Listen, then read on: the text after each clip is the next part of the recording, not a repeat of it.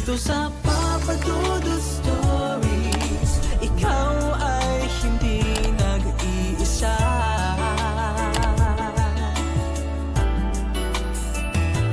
Dito sa Papa Dudut Stories, may nagmamahal sa'yo.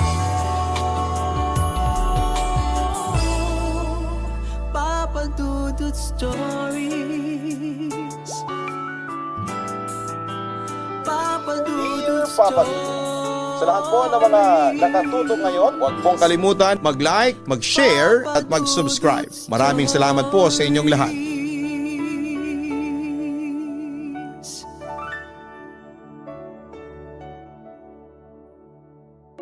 Mabilis na makabighani ang isang ngiti dahil madalas na ito ang una nating napapansin sa tao na bago pa lang natin nakikilala. Pero hindi lahat ng taong nakikita nating nakangiti ay masaya. Dahil kadalasan ang lungkot ay kayang ikuble ng isang matamis na ngiti sa ating mga labi. Ang sulat na ating babasahin ngayon ay pinadala ng ating kabarangay na si Angelica. Isang babae na nagbago ang pananaw mula nang pumanaw ang kanyang ama. Naging dahilan yon para saglit siyang maligaw ng landas. Hanggang sa makilala niya ang binatang si Edsel na magpapabago sa kanyang buhay. Ang binatang nagbigay ng magandang ngiti at naging dahilan para siya ay kaagad na mabighani. Pero hanggang saan siya dadalhin ng pagmamahal na nararamdaman niya para kay Edsel? Hanggang kailan susuklian ni Edsel ang pagmamahal na ibinibigay niya? Hanggang kailan sila tatagal sa isang relasyon na biglaan at walang paghahanda? At hanggang kailan nila mamahalin ang isa't isa? Gusto mo na bang malaman kung ano nga ba ang mga pagsubok na pinagdaanan ni Angelica? Handa ka na bang mainis at maiyak sa kwento ng buhay niya? Minsan ba'y nahulog na rin ang loob mo sa isang tao dahil sa kanyang magandang ngiti? Napigilan mo ba ang puso mo o mas lalo mo siyang minahal sa paglipas ng panahon? Si Angelica kaya, anong desisyon ang pinili niya nang malaman niyang mali ang pagkakakilala niya sa lalaking kaagad niyang minahal? Naging masaya kaya siya sa bandang huli? Malalaman natin ang landas na pinili niya dito sa mga kwento ng pag-ibig, buhay at pag-asa sa nangungunang Barangay Love Stories. Dear Papa Dudut, may mga oras na hindi natin maamin sa ibang tao na hindi talaga tayo okay. Pilit nating tinatago ang totoong nararamdaman natin. Kaya sa huli ay nahihirapan tayong ipakita sa kanila kung ano talaga ang personality natin talaga. Dahil nasanay na lang tayong nagpapanggap at pilit na tinatago ang totoong nararamdaman natin. Magandang araw sa mga kabarangay nating nakikinig ngayon. Just call me Angelica. Hindi ko tunay na pangalan. 29 years old at nagtatrabaho dito sa Laguna. Matagal na ako nakikinig sa inyong programang Barangay Love Stories. At dahil matagal ko nang tinatago ang problemang ito, kayo ang naisip kong sulatan para kwentuhan ng buhay ko. Kaya marami akong detalye sa sulat na ito na sadyang binago para maitago na rin ang pagkakakilanlan ko. Papa Dudut, solong anak lamang ako ng mga magulang ko at masasabi ko na lumaki ako sa isang masaya at mapagmahal na pamilya. Ako rin ang unang apo ng mga magulang nina daddy at mommy. Dahilan para ibigay at iparamdam nila sa akin ang labis na pag-aalaga at pagmamahal. Kaya naman sinuklian ko yon ng bagay na alam ko ang pag-aaral ng mabuti para makita nilang lahat ng sakripisyo nila para sa akin ay nagbubunga ng maganda. Kaya lang nagbago ang lahat mula nang mamatay ang daddy ko o Papa Dudut.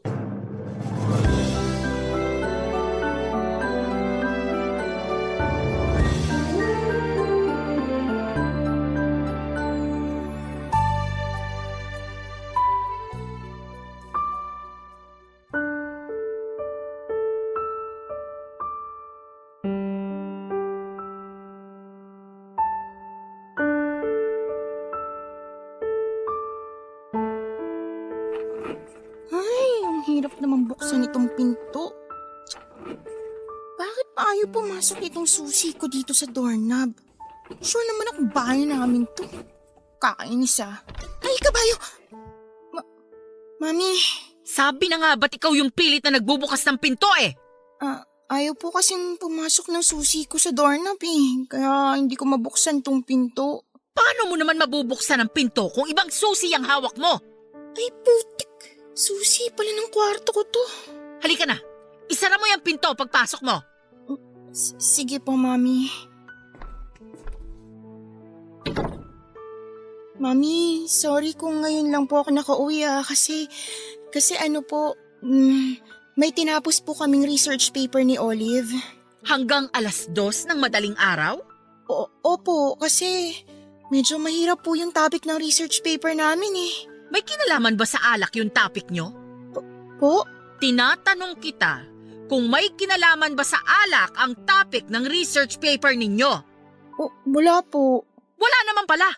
Bakit amoy alak ka? O ngayon hindi ka makasagot. Kasi nagsisinungaling ka na naman sa akin. Bakit kasi hindi mo nalang sabihin na galing ka sa gimikan at hindi sa pag-aasikaso ng research paper na yan?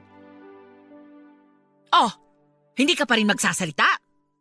Alam ko na ilang beses nang nangyayari to, Angelica. Nauuwi ka ng madaling araw habang malalim na ang tulog ko. Hindi lang kita kinakausap dahil palagi akong pagod sa trabaho ko. At alam ko rin na kapag kinausap kita, hahaba na naman ang diskusyon na kagaya nito. Sorry po. Pero hindi ko naman po pinapabayaan ang pag-aaral ko. Aba, dapat lang. Kasi ako na lang ang nagtatrabaho sa bahay na to. Ako na lang ang gumagawa ng paraan para mabigay ang pangangailangan mo.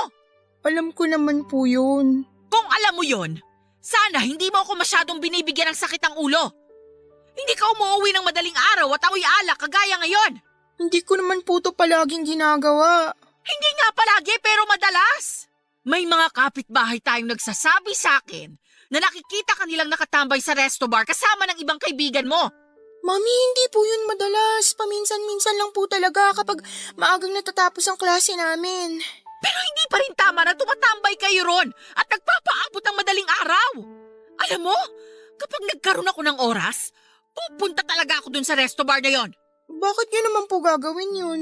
Pagsasabihan ko sila na hindi sila dapat tumatanggap ng mga customer na college student. Pero 18 years old na po ako. Hindi na po ako bata para hindi nila papasukin doon. Kahit na, estudyante ka pa rin. Kaya hindi ka dapat tumatambay sa ganong lugar. Basta, iwasan mo ng paggimik pati na mga kaibigan mong sulsol. Ayoko masira ang pag-aaral mo. At lalong ayokong masayang lahat ng pinagpaguran ko dahil lalaki ka lang na patapon ang buhay mo.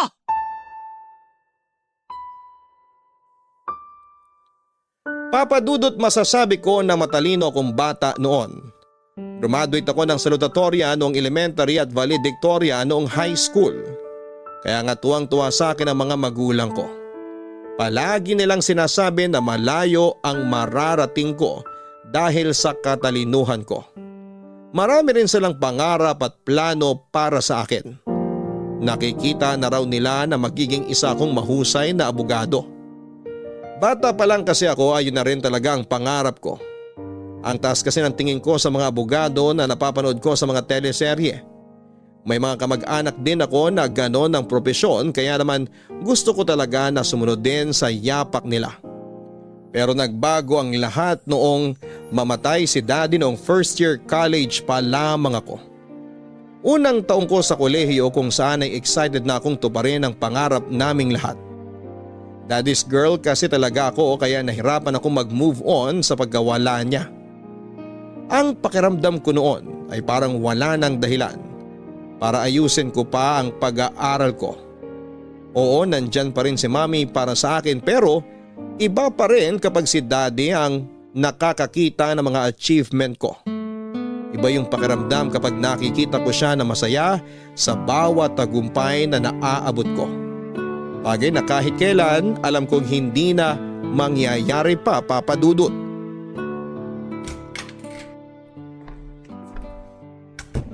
Angelica! Angelica!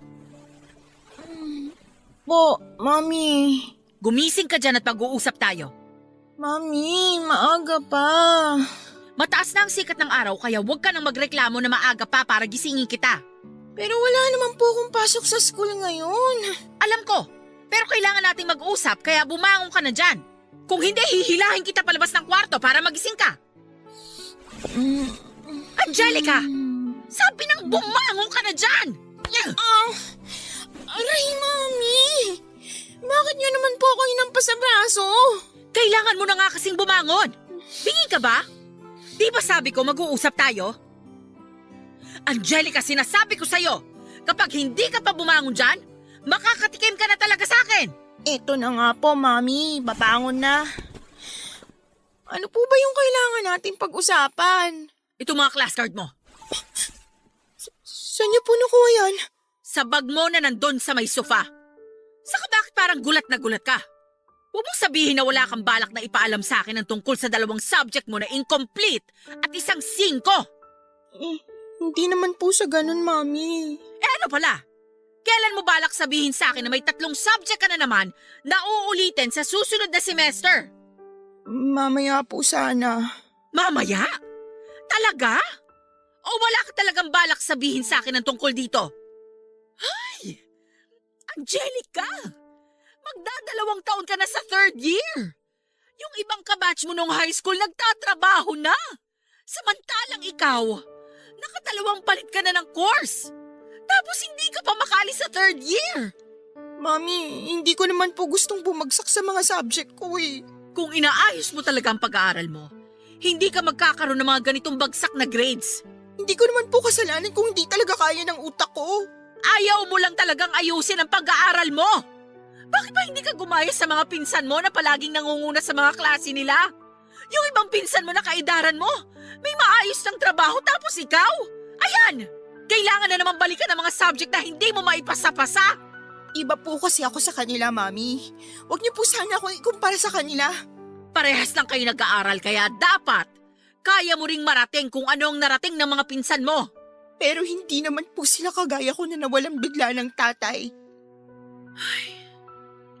Angelica, ilang taon na nating hindi kasama ang daddy mo. Akala ko kahit paano, natanggap mo na wala na siya. Hindi naman po yung madaling gawin, Mami. Pero okay lang naman po ako. Pasensya na po talaga kung pati pag-aaral ko naapektuhan na. Pero papawi po ako. Gagawin ko po lahat para matapos ang college. Kagaya ng pangako ko sa inyo noon ni Daddy.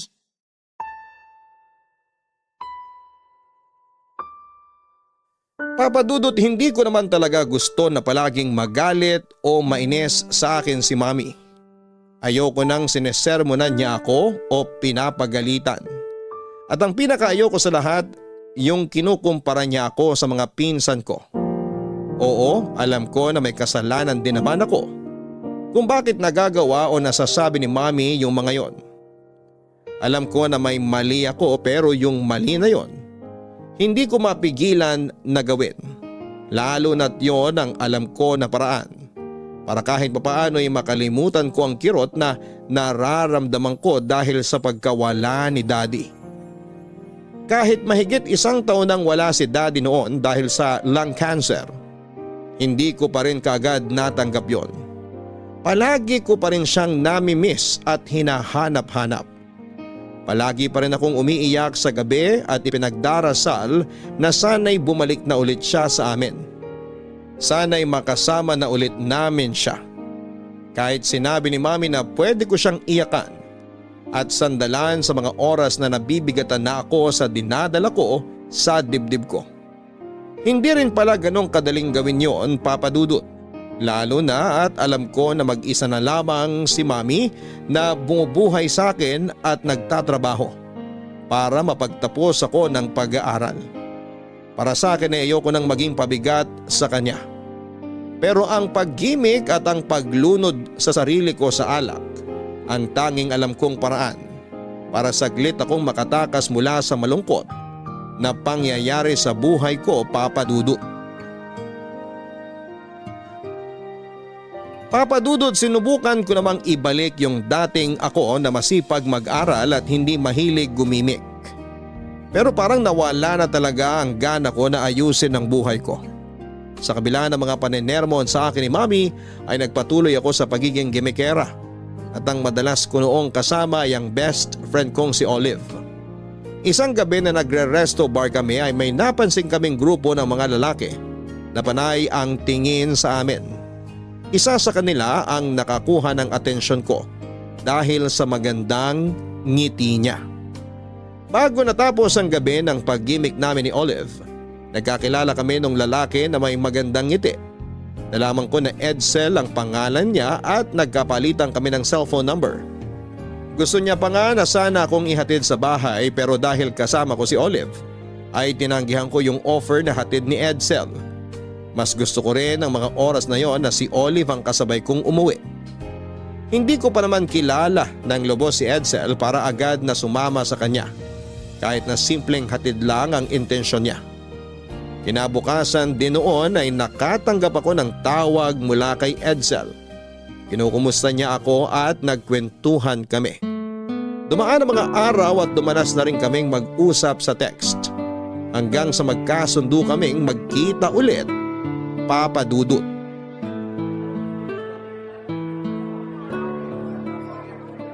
Edsel, upo na ako Sorry, late ako.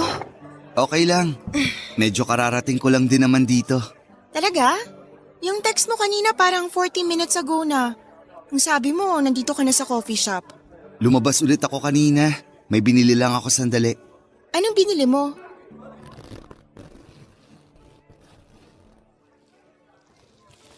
Eto, Uy, grabe! Ang ganda naman ng sunflower bouquet na to. nagustuhan mo? Siyempre naman. Sorry kung medyo na-deform na. Nilagay ko kasi dito sa backpack ko. Hindi naman na-deform Ang ganda pa rin Pero mas maganda ka dyan sa mga sunflower na yan. Ewan ko sa'yo. Bakit? Totoo naman yung sinabi ko. Edsel, pwede ba? Tigilan mo nga yung pagtitig mo sa akin. Sorry, hindi ko kasi mapigilan yung sarili ko. Alam mo, dapat hindi mo na ako binilan nitong sunflowers. First date natin to, kaya deserve mo yung mga bulaklak na binigay ko. Gusto ko kasi na kahit paano, maging memorable ang first date nating dalawa. Pero thank you kasi pumayag ka na makipag-date sa akin ngayon. Bakit naman ako hindi papayag? Mukha ka namang mabait. Mabait naman talaga ako, pero ayun nga, inisip ko lang na syempre, baka may iba kang gusto na kitain o i-date sa araw na to. Wala akong boyfriend. Sinabi ko na yan nung gabi na nagkakilala tayo, 'di ba?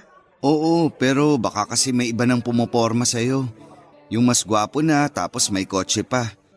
Sigurado naman ako na hindi lang ako yung nakipagkilala sa'yo nung gabing yun sa resto bar. Alam mo ikaw, masyado kang insecure. Hindi medyo naninibago lang siguro. Ngayon lang ulit kasi ako nakaramdam ng ganito. Ha? Anong ibig mong sabihin?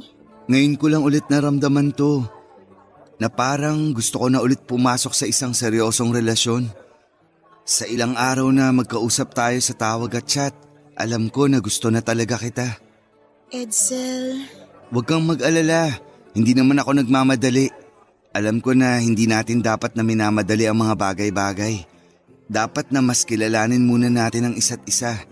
Kaya handa ako na ipakilala sa iyo ang totoong ako. Kaya sana matanggap mo ako kapag mas nakilala mo na ako. Ang lalim naman nun. Ang lalim ba?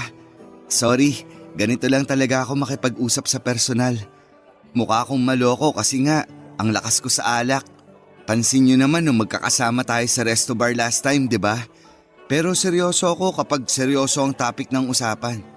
Ibig sabihin ba niyan, seryoso ka sa akin? Oo naman. Kaya nga matagal na kitang kinukulit na makipagkita sa akin Kasi gusto ko na mas magkakilala pa tayong dalawa. Saka yun nga, gusto ko na maramdaman mo na seryoso ako sa'yo. Okay. Sige. Tingnan natin kung makita at maramdaman ko nga yung mga sinasabi mo.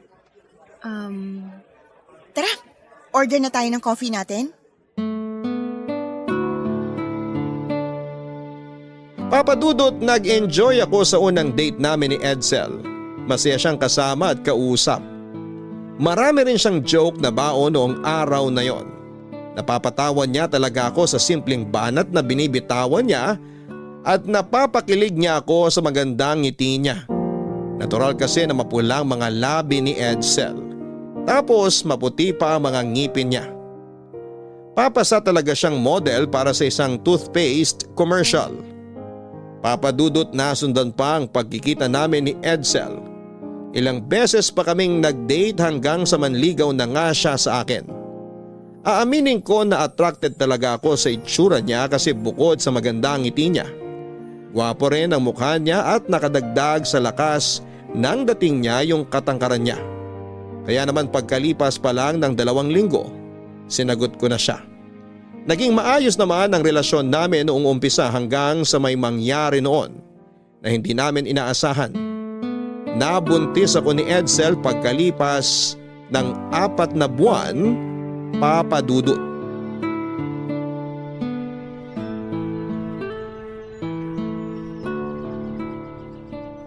Ang tagal naman ni Edsel. Nasaan na ba yun? Matawagan nga.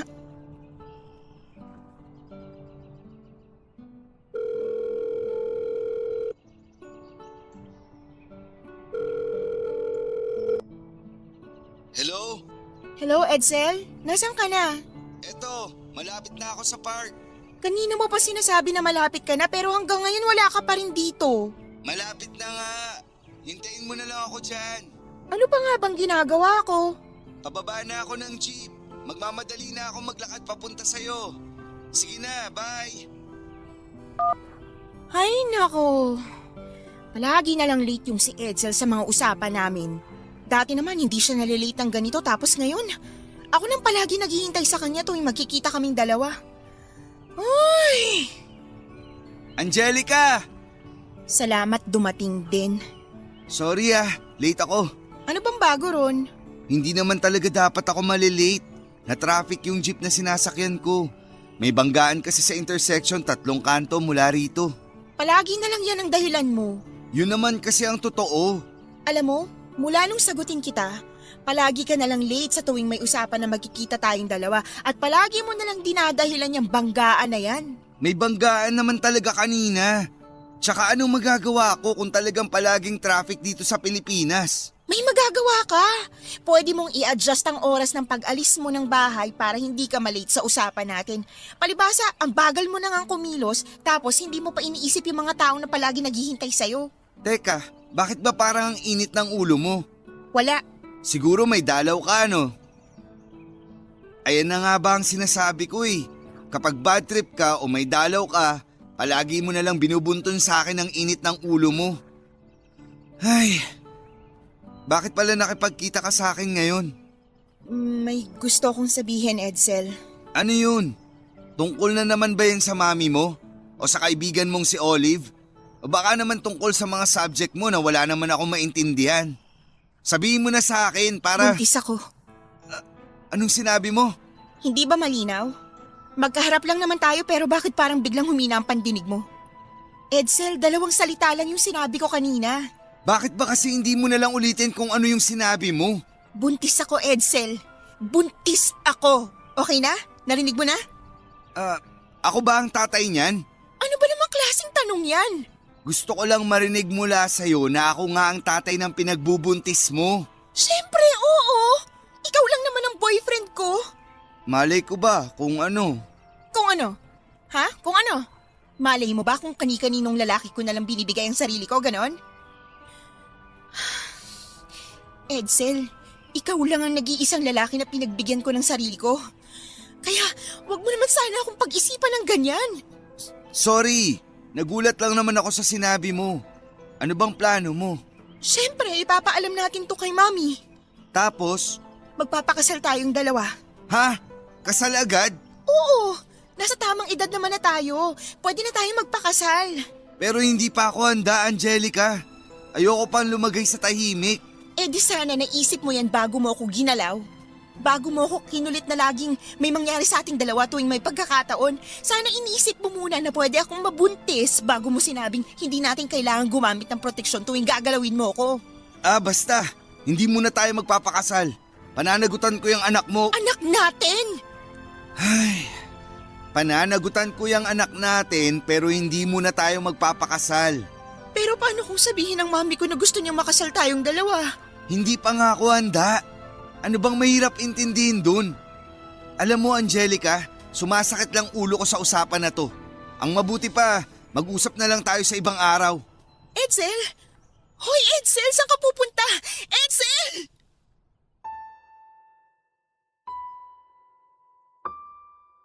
Papadudot sa 4 na buwan na relasyon namin ni Edsel, wala siyang ibang pinakita sa akin kung hindi puro kabaitan at pagmamahal.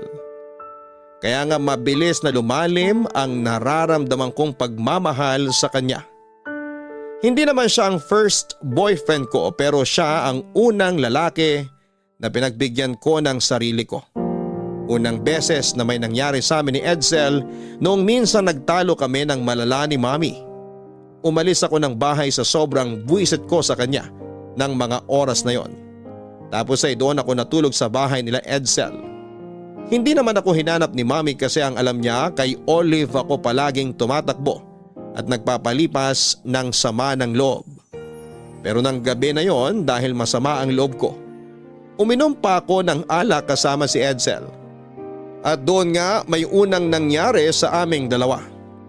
Siyempre pagkatapos noon ay ilang beses pa yon na naulit. Pakiramdam ko kasi sa paraan na yon ay mas naipaparamdam ko kay Edsel ang pagmamahal ko sa kanya. Tuwing may nangyayari kasi sa aming dalawa, palagi niyang sinasabi ang mga salitang I love you at yun ang gusto ko na palaging naririnig sa kanya. Mas nararamdaman ko rin na mahal niya ako kapag binibitawan niya ang mga salitang yon. Kaya lang mula nang sabihin ko sa kanya na buntis ako, hindi na siya muli pang nagpakita o nagparamdam sa akin, Papadudot. Papadudot ng ma-delay pa lang ang menstruation period ko ay kinabahan na kaagad ako dahil alam ko na ang posibleng dahilan noon. At nang bumili nga ako ng 3 pregnancy test kit, hindi ako nagkamali nang makita ko ang resulta ng mga yon. Pare-pareho na 2 guhit na pula ang lumabas. Kasama ko pa noon si Olive nang makita ko na positive ang lahat ng resulta ng 3 PT na ginamit ko. Hindi ko na napigilan pa ang mga lumuha. Ang sabi ni Olive, ipaalam ko na raw kaagad kay Edsel para mapagplanuhan namin ang susunod na dapat naming gawin. Kaya lang Papadudot parang naging mali pa ang ginawa kong yon. Dahil sa nakita kong inis sa mukha ni Edsel, gusto ko ring mainis noon kasi hindi lang naman ako ang mag-isang gumawa ng bata na nagsisimulang mabuo noon sa sinapupunan ko. Pero mas nangingibabaw yung kirot na nararamdaman ko dahil sa pinakita sa akin ni Edsel. Kasi ng mga oras na yon, para bang nagsisisi siya na nabuntis niya ako noon, Papadudot. Sobrang namroblema talaga ako dahil hindi ko alam kung paano yon sasabihin kay Mami. Mabuti na lang at pagkalipas ng 2 araw, tumawag sa akin si Edsel at sinabi niya na pananagutan niya na talaga ang ipinagbubuntis ko. Kaya pagkatapos naming ipaalam kay Mami at sa mga magulang niya ang tungkol sa pagbubuntis ko, nagpakasal na kami at nagsama sa iisang bahay, Papadudot. Mami, thank you po sa dala niyong mga pagkain na. Sakto kasi ubos na yung stock namin ng prutas at gulay dito sa bahay. Hindi pa po ako nakakapag-grocery. Sabi ko naman sa'yo, 'di ba? Mag-text o tumawag ka lang kapag wala na kayong stock ng pagkain dito para maipamili ko na kayo kaagad. Ayoko naman po na palagi na lang kaming umaasa sa inyo. Kasal na kami ni Edsel kaya dapat kaming 2 na po ang nagtutulungan ngayon. Kahit may asawa ka na at magkaroon ng ilan pang anak, hindi mababago nun na ikaw pa rin ang unika iha ko. At para sa akin, hindi natatapos ang responsibilidad ko bilang mami mo sa oras na bumuo ka ng sarili mong pamilya. Salamat po, Mami. Tsaka, sorry po. Bakit ka naman nagsusorry? Sorry kasi po. Kasi I failed you.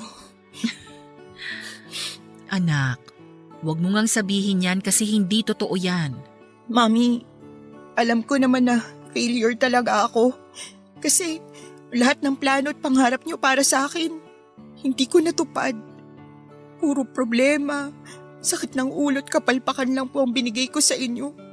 Ako yung tipo ng anak na kahit kailan, hindi pwedeng ipagmalaki ng isang magulang. Hindi totoo yan. Walang totoo sa kahit na anong sinabi mo, anak. Proud ako sa'yo. Mula noon hanggang ngayon. Ano naman pong bagay na ikaka-proud niyo sa akin? Yung bagay na kahit minsan, hindi mo naisip na ipalaglag ang magiging anak nyo ni Edsel. Hindi madaling maging nanay at alam mo yon. Pero pinili mo na ituloy ang pinagbubuntis mo kahit alam mo rin na mahihirapan ka sa bandang huli. At sobrang proud ako sa naging desisyon mong yon, Angelica. Kahit po hindi ko natupad ang pangako ko sa inyo na tatapusin kong pag-aaral ko, Kahit pa mas maaga kang nagpakasal kesa sa akin doon, proud pa rin ako sa iyo, anak. Proud ako kasi ngayon pa lang, nakikita ko ng magiging mabuti kang nanay sa magiging anak mo. thank you po, Mami ah. Thank you talaga. Alam mo, kanina ka pa nagpapasalamat sa akin. Tama na nga yan. Nagkakaiyakan na tuloy tayo ng dahil sa thank you mo na yan. Kumusta na ba dito sa apartment nyo ni Edsel? Okay naman po. Pinakikitunguhan ka naman ba ng maayos ng asawa mo? Opo, maayos po talaga kami ni Edsel dito. Mabait po siya tsaka maasikaso. Kahit siya lang po ang nagtatrabaho para sa mga gastusin namin dito sa bahay, inaasikaso niya pa rin po ako. Hindi niya nga po ako pinaglalaba o pinagluluto. Ang gusto niya lang, lagi ako magpahinga. Siya na raw ang bahala sa mga gawaing bahay. Mabuti naman kung ganon, dahil hindi madaling magbuntis lalo na kapag first time mo pa lang. O siya, kailangan ko na ring umalis at baka matraffic pa ako. Basta pag may kailangan ka, tawagan mo lang ako ha, okay? Opo, Mami. Thank you po ulit. Wala yon. Huwag mo na akong ihatid sa labas at medyo malamig na rin, baka sipunin ka pa. Okay po. Aayusin ko na lang po muna dito sa kusina yung mga dinala niyong pasalubong. O sige na, alis na ako. Mag-iingat po kayo. Bye po. Bye! Nasaan na kaya si Edsel? Siguro naman may dala siyang pagkain para sa hapunan namin. Sinabihan ko na siya kaninang umaga na wala na kaming bigas. Teka nga, ilagay ko na nga muna sa maliit na basket tong mga prutas na dala ni Mami. Grabe talaga ang traffic kapag ganitong oras. Nakakainit ng ulo. Oh, nandiyan ka na pala. Nakasalubong mo ba si Mami? Hindi. Galing ba siya dito? Oo, kaya nga tinatanong ko kung nakasalubong mo siya. Kakaalis lang din niya. Hindi ko siya napansin sa labas. May dala ka bang pagkain para sa hapunan? May nakikita ka bang dala ko na pagkain? Wala, di ba? Pero sinabi ko na sa'yo kaninang umaga na. Saka di ba galing dito yung mami mo? Ano, wala man lang siyang dalang pagkain para sa ating dalawa? Meron... Ayun naman pala. Bakit sa akin ka pa naghahanap ng pagkain? Ang hirap naman kasi sa'yo. Ako na nga ang nagtatrabaho para sa ating dalawa. Ako pa yung inaasahan mo na kumilos para sa mga gawaing bahay. Aba naman, Angelica. Alam ko na buntis ka. Pero kompleto naman yung mga paa at kamay mo, di ba? Hindi ka naman lumpo. Hindi ka inutil. Kaya baka naman gusto mong humati sa mga responsibilidad dito sa bahay. Baka lang, kung di nakakahiya sa'yo. Sige. Ako nang bahalang magluto. May instant noodles naman dito. Maligo ka na muna tapos magpalit ng pambahay para guminhaw ang pakiramdam mo. Pagkatapos mo, ready ng hapunan natin.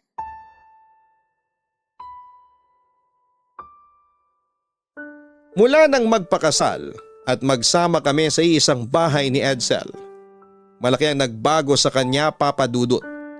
Hindi ko alam kung nagbago ba siya o sadyang yun lang talaga ang totoong ugali niya. Madalas na mainit ang ulo niya lalo na kapag galing siya sa trabaho. Pilit ko yung iniintindi kasi alam ko na pagod din siya. Pumasok kasi siyang waiter sa isang restaurant na malapit sa inuupahan naming bahay. At kapag nakauwi na siya ay parang minsan ko lang siya noon na nakitang ngumiti. Hindi na rin siya naglalambing sa akin at madalas na malamig na ang pakikitungo niya. Sa totoo lang ay nami-miss ko noon ang Edsel na nakilala ko. Palagi kong ipinagdarasal na sana'y bumalik yung dating siya at muli ko siyang makasama.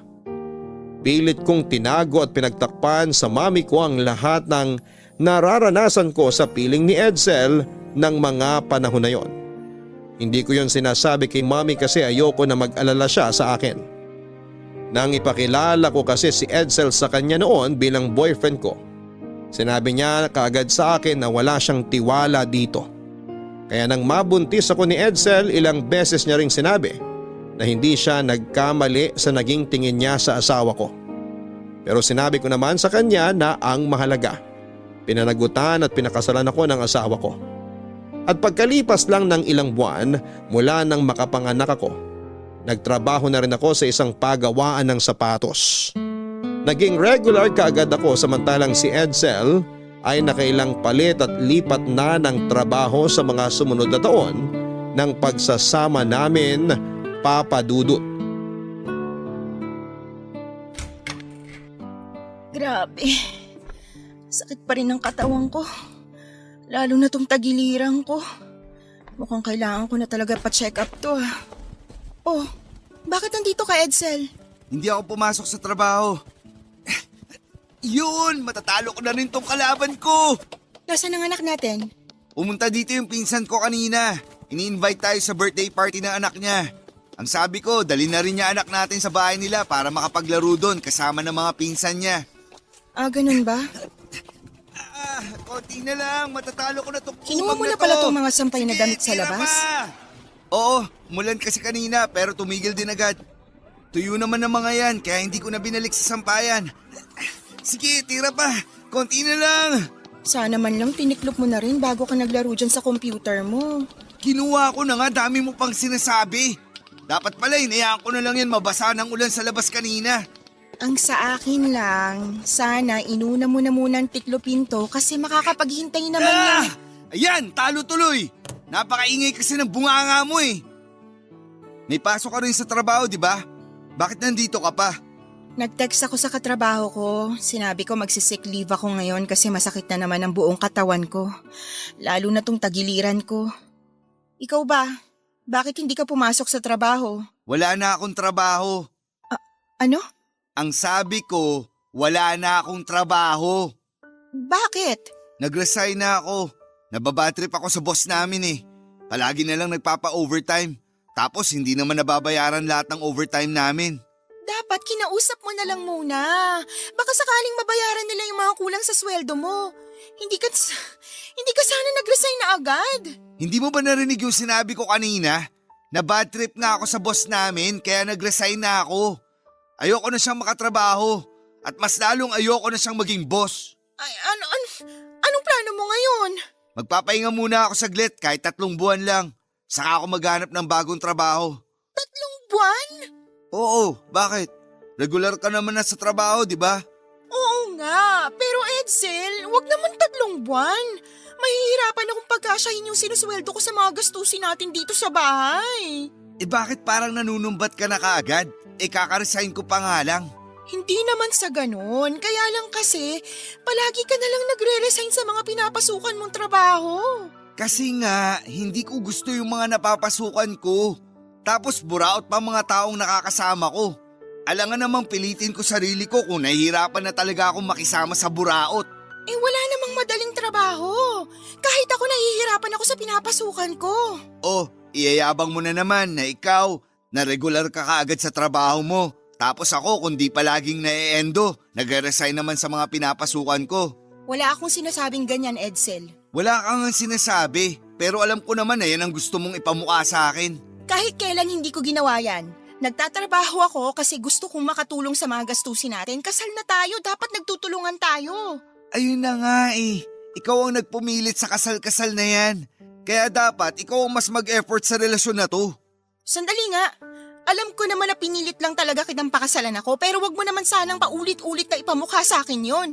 Sabi ko naman sa'yo noon, handa akong panagutan ng anak natin. Pero ayoko muna sana magpakasal tayong dalawa. Pero pinilit mo pa rin yung buwisit na kasal na yan. Kaya eto tayo ngayon, para yung naperwisyo ang buhay. So yun lang palang tingin mo sa akin ngayon? Perwisyo lang sa buhay mo? Ay, bakit? Ikaw rin naman, di ba? Alam ko na napilitan ka lang din na magpakasal tayo. Kasi natatakot ka na baka hindi kita panagutan. Oo, aaminin ko na napilitan lang din ako na pakasalan ka. Dahil natatakot ako sa sasabihin ni Mami at ng ibang tao. Natakot din ako na baka takasan mong responsibilidad mo sa akin. Pero, Edsel, mula nang makasal tayong dalawa, pinilit ko rin ang sarili ko na maging mabuting asawa sa'yo at maging mabuting nanay sa anak natin. Pinilit kong mahalin ka ng buo. Pero siguro nga tama ka. Noong una pa lang, dapat hindi ko na pinilit na makasal tayong dalawa. Sa totoo lang, Papa Dudut, gusto ko sanang maging full-time housewife noon para mas matutukan ko ang pag-aalaga sa anak namin at pag-aasikaso sa asawa ko. Pero hindi ko magawa kasi maliit lang ang kinikita ni Edsel sa trabaho niya. Kaya kahit na ilang buwan pa lang ang anak namin, napilitan na akong magtrabaho noon para lang hindi kami patuloy na magipit sa mga gastusin sa bahay. Iniiwan ko na lamang noon si baby kay Mami bago ako pumasok sa trabaho at dadaan ako bago ako umuwi sa bahay namin ni Edsel. Ganon ang naging simula ng routine namin. Medyo naging maayos naman ang lahat kaya lang mula nang magkatrabaho ako ay ilang beses namang natatanggal o nag-resign si Edsel sa trabaho niya. Papadudot marami siyang iba't ibang dahilan na ibinibigay kung bakit iniiwan niya ang trabaho niya. Mga mababaw na dahilan na minsan ay hindi ko na maintindihan dahil sumasakit lang ang ulo ko. Hindi kasi madali na ako lang ang nagtatrabaho para sa lahat ng pangangailangan namin sa buhay.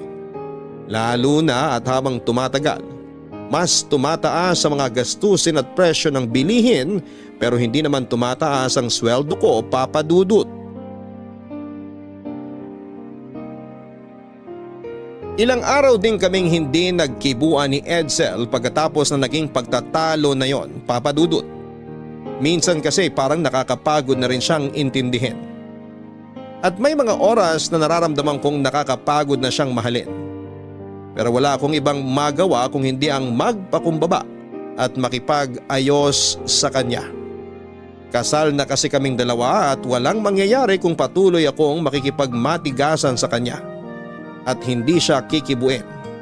Kaya naman sa huli ako ang palaging gumagawa ng paraan para magkaayos kaming mag-asawa. Sa araw-araw na pagharap ko sa mga problema namin ni Edsel sa bahay, nagkaroon ako ng malapit na kaibigan na siyang nagsilbing hingahan ko sa trabaho. Ram ang pangalan niya at siyang madalas kong nakakausap tungkol sa problema naming mag-asawa. Sa kanya ko na ilalabas ang sama ng loob ko sa relasyon namin ng mister ko. Maswerte ako na palagi siyang willing na makinig sa mga rant ko sa buhay. Alam na niya halos lahat ng problema sa relasyon namin ni Edsel. Alam niya na may parte sa sarili ko na nagsisisi kung bakit ko ba pinakasalan ng asawa ko, Papa Dudut. Uy, Angelica! Buti na lang nandito ko pa sa kantin. Pa-share dito sa table mo ha. Sige lang. Grabe, buti na lang hindi ako pinag-overtime kanina. Gutom na talaga ako eh. Tambak na naman trabaho natin no. Minsan nga, naiisip ko na mag-resign. Kaya lang, ang hirap maghanap ng trabaho ngayon. Maayos lang talaga mga requirement ko doon sa ina-applyan ko sa Dubai. Aalis kagad ako rito. Uy, ayos ka lang? Uy, Angelica! Ha? Ano yun? Ano ba yan? Kanina pa ako nagsasalita at nagkukwento dito. Tapos wala naman pala akong kausap. Sorry. May iniisip lang ako. Huhulaan ko. Tungkol na naman yan sa asawa mo, no? Oo, may hindi na naman kasi kami napagkasunduan nung isang araw. Anong meron na naman kayo hindi na pagkasunduan? Ang sabihin mo, nag-away na naman kayong dalawa. Pinagaganda mo pa. Ganun na nga, Ram. Wala eh. Naging hobby na yata talaga namin yung mag-away sa bahay. Ano naman ang pinag-awayan nyo ngayon? Kung okay lang na itanong ha? Pero maiintindihan ko naman kung hindi mo ikukwento. Kasi nga, buhay nyo mag-asawa yan. Sino ba naman ako para pagkwentuhan mo, di ba? Ayos lang, ano ka ba? Para kang ewan dyan. Kailangan ko rin lang talaga ng kausap. Pero, ayun, nag-resign na naman kasi siya sa trabaho niya. Teka, di ba parang wala pa siyang 1 taon doon sa huling napasukan niya? Oo, 5 buwan pa lang siya doon. Ang sabi niya nung una, plano na siyang irregular nung isang boss niya kaya lang, ayun, nag-resign na siya bago pa siya ma-regular. Sayang naman. Bakit nag-resign kaagad siya? Hindi niya raw kasi gusto yung pamamalakad nung isang boss niya. Palaging nagpapa-overtime tapos hindi naman daw nababayaran lahat. Ang hirap pa naman ma-regular ngayon sa mga kumpanya. Ay, sinabi mo pa. At kaya rin kami nag-away kasi ang gusto pa niya, 3 buwan muna siyang hindi magtatrabaho. 3 buwan? Kaya niyang hindi magtrabaho ng 3 buwan? Ewan ko ba sa kanya? Yun ang sabi niya kaya hindi ko napigilan ang inis ko. Ikaw ba? Okay lang sa'yo na hindi muna siya magtrabaho ng gano'ng katagal. Ay, may magagawa ba ako kung yun ang gusto niyang gawin sa buhay niya? Angelica, palagi may option. Hindi mo dapat hinahayaang pahirapan ka ng ganyan ng asawa mo. Kung nahihirapan ka na sa pagsasama niyo, bakit hindi mo pa siya iwanan? Hindi ko pwedeng gawin yun. Bakit nga? Kasi mag-asawa kami. Kasal kami. At may anak kami ni Edsel. Kaya hahayaan mo na lang na maging miserable ang buhay mo sa kanya. Hahayaan mo na lang na paulit-ulit ka mahirapan sa kanya. Hahayaan mo na lang na maging pabigat siya sa buhay mo. Ewan ko. Hindi ko na alam, Ram. Angelica, kung natatakot ka na baka wala na ibang magmahal sa'yo kapag iniwan mo si Edsel, isipin mo ako. Ha? Anong ibig mong sabihin, Ram? Matagal na kitang gusto, Angelica. Alam ko naman na nararamdaman mo yun. Ayoko lang samantalahin yung pagkakataon na nakikita ko nahihirapan ka sa buhay niyo ng asawa mo. Kaya minabuti ko na lang na hindi ko sabihin sa'yo ng diretso yung nararamdaman ko. Basta kapag natauhan ka at napagod ka na kay Edsel, kapag na-realize mo na hindi mo deserve ang isang walang kwentang asawa na kagaya niya, nandito lang ako, Angelica. Nandito lang ako para sa'yo at pati na rin sa anak mo. Papadudot dahil si Ram ang madalas kong kasama noon. Siya rin ang madalas kong makakwentuhan tungkol sa mga problema ko. Alam niya ang pinagdadaanan ko sa relasyon namin ng asawa kong si Edsel. Alam niya rin na nagsimula kami sa isang magandang kwento na nauwi sa hindi na maintindihang relasyon. Alam niya rin ang malungkot na kwento ng sarili ko kung paano at bakit nagawa kong hindi matapos ang pag-aaral ko. Pakiramdam ko noon, kilalang kilala na ako ni Ram at naiintindihan niya ako. At dahil siya ang madalas kong napaglalabasan ng sama ng loob, hindi nagtagal ay nahulog na rin ang loob ko sa kanya. Papadudot nagkaroon po kami ng lihim at maling relasyon ni Ram. Alam ko na malaking pagkakasala yon sa Diyos, pero hindi ko na napigilan pa ang sarili ko. Masaya kasi ako kapag kasama ko siya. Pakiramdam ko noon ay natagpuan ko kay Ram ang lahat ng naging pagkukulang sa akin ng asawa ko. Sobrang minahal ko talaga siya ng mga panahon na yon. Kaya lang ay nagbunga ang pagkakasala na nagawa ko na yon. Nabuntis ako ni Ram. At pagkatapos kong ipaalam yon sa kanya ay hindi ko na siya muli pang nakita. Sobra akong natakot noon. At alam ko na kailangan ko ng isang tao na makakaintindi sa akin at hindi ako huhusgahan. Kaya una kong pinaalam kay Mami ang naging bunga ng pagkakasalang nagawa ko noon, Papa Dudut.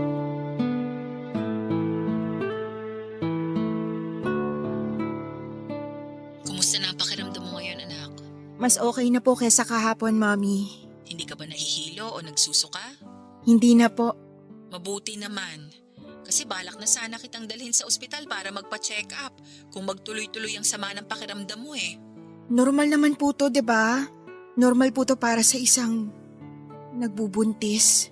Oo, pero dapat na magpa-check up ka pa rin para alam natin ang kalagayan ng baby mo ngayon. Sa ibang araw na lang po siguro. Kailan mo naman balak sabihin sa asawa mo tungkol sa pinagbubuntis mo, anak? Sa totoo lang, hindi ko po alam, Mami. Angelica, kailangang malaman ni Edsel ang tungkol sa batang yan. Alam ko naman po yun. Siguro humahanap lang ako ng tiyempo. Gusto mo na samahan kita na ipaalam sa kanyang tungkol sa kalagayan mo? Hindi na po kailangan. Pero paano kung masaktan ka ni Edsel kapag nalaman niya ang totoo? Kilala ko po ang asawa ko. Marami man po kami hindi na pagkakasunduan pagdating sa maraming bagay. Sigurado naman po ako na kahit kailan, hindi niya ako kayang pagbuhatan ng kamay. Hindi niya ako sasaktan, Mami. O sige, ikaw ang bahala. Basta kapag kailangan mo ng tulong, tawagan mo lang ako. Opo, Mami. Salamat po ulit.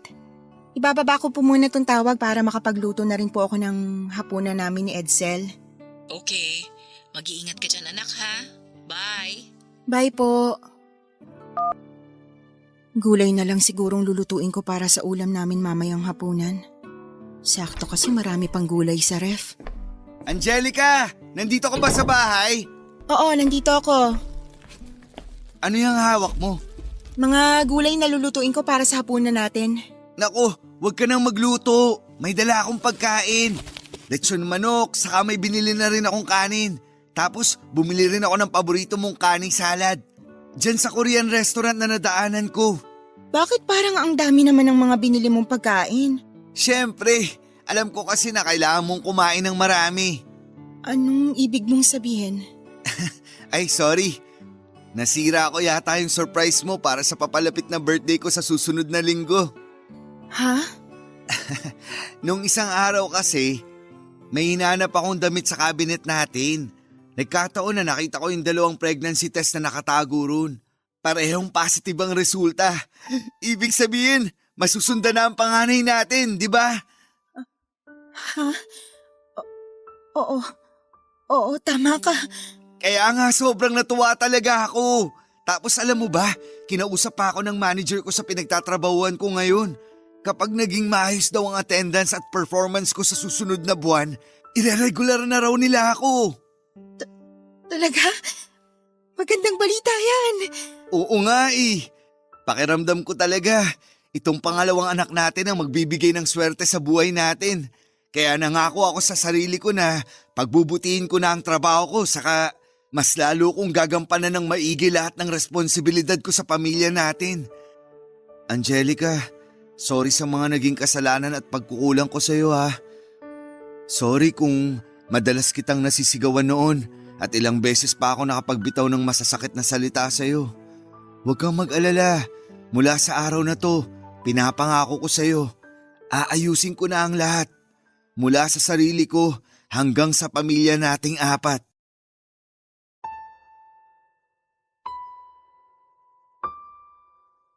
Papadudod sa 7 buwan na naging relasyon namin ni Ram, wala siyang ibang pinaramdam sa akin kung hindi puro pagmamahalang. Sinasabihan niya ako ng matatamis at malalambing na mga salitang hindi ko naririnig noon sa asawa ko. Pinaramdam niya sa akin na maganda pa rin ako kahit na may anak na ako. Sa tuwing magkasama kami ay hindi niya hinahayaan na maglabas ako ng pera o mag-share sa mga nagastos para sa pagkain at pag-check-in namin sa motel. Ang sabi niya ay gusto niyang maiparamdam sa akin na espesyal ako sa bawat oras na magkasama kaming dalawa. Sa totoo lang, papadudot, dumating ako sa punto na sobrang lumalim ang pagmamahal na nararamdaman ko noon para kay Ram. Dumating ako sa point na handa ko nang iwanan si Edsel para sa kanya. Nangarap na ako noon na isasama ko ang panganay kong anak para sa bagong buhay na bubuuin namin ni Ram. Lahat ng plano at pangarap ko ay sinang-ayunan niya. Kaya akala ko talaga ay tapat siya sa nararamdaman niya sa akin. Pero hindi pala. Dahil hindi niya pinanagutan ang naging anak namin. Bigla na lamang siyang nag-resign sa trabaho at bigla na lamang naglaho. Pero kasunod ng biglang pag-alis ni Ram sa buhay ko ay ang biglaan namang pagbabago ng asawa kong si Edsel. Tinupad niya ang pangako niya na babawi siya sa akin at sa anak namin. Nagbago talaga siya at naging mabuting asawa. Kaya naman hindi ko na nagawa pang sabihin sa kanya ang katotohanan. Na nagkaroon ako ng malaking kasalanan sa relasyon namin at hindi siya ang ama ng pangalawang anak ko. Ang bunso kong anak na sobra na rin niyang minahal. Papadudot, ilang taon na ang nakalipas pero hanggang sa mga oras na ito, ni minsan ay hindi ko sinubukan na sabihin kay Edsel ang katotohanan.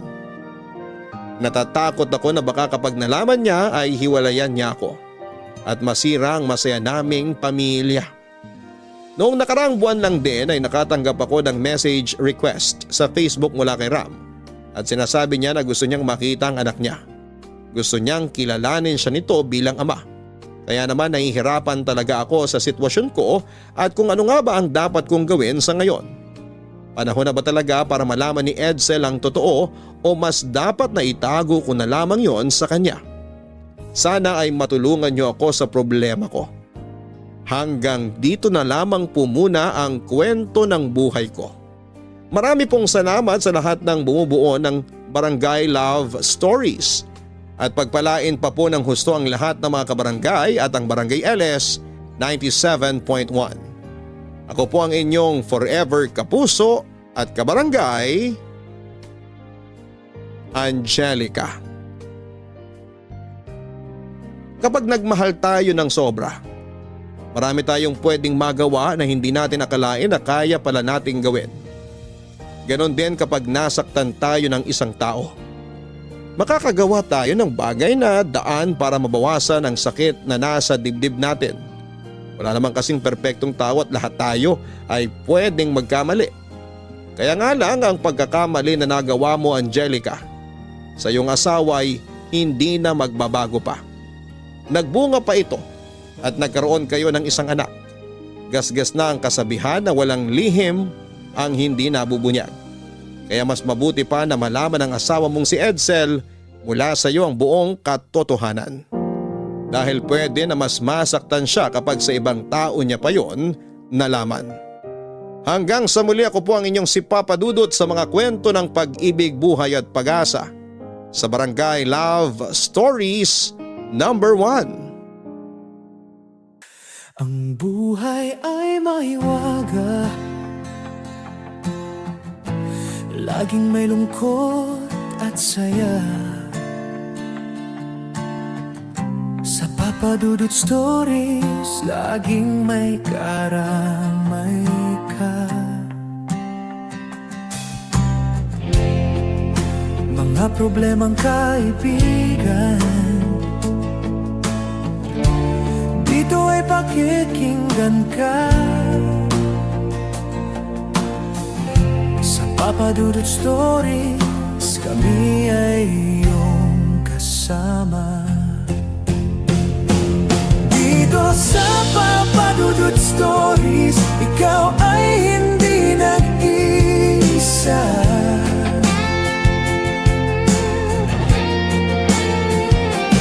Dito sa Papa Dudut Stories, may nagmamahal sa'yo.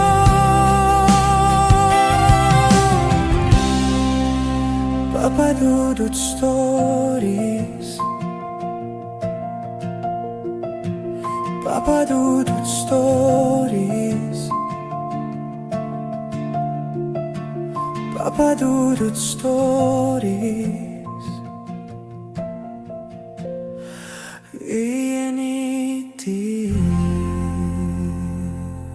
Tatag na hinarap ang mga hamon sa iyong buhay.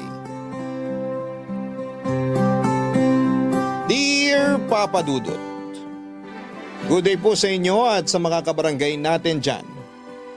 Sikat na sikat po ang inyong istasyon dito sa lugar namin sa Taguig.